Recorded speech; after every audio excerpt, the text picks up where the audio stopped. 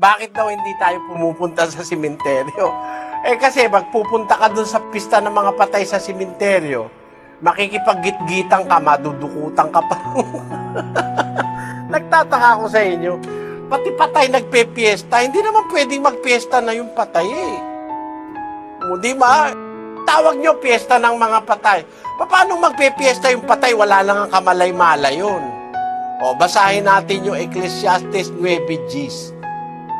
Anumang masumpungang gawain ng iyong kamay, gawin mo ng iyong kapangyarihan, sapagkat walang gawa, ni kathaman, ni kaalaman man, ni karunungan man sa libingan na iyong pinaparunan. Yun ang sabi ng Diyos. Ang masusumpungan ng kamay mo, gawin mo na agad kasi pagka nasa libingan ka na, wala ka nang magagawa. Kaya wala naman piyesta ng patay sa Biblia.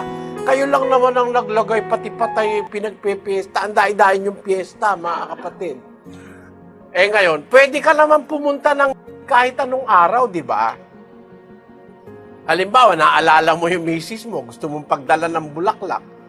Di pumunta ka kahit ba Enero O kahit na ba Pebrero, Marso, Abril, Mayo, Hunyo, Hulyo, Agosto, Setyembre, Oktubre, huwag lamang sa buwan ng Nobyembre. Kaso sa Nobyembre kayo lang lagi Wala naman sa Biblia yun, kapatid, piyesta ng patay.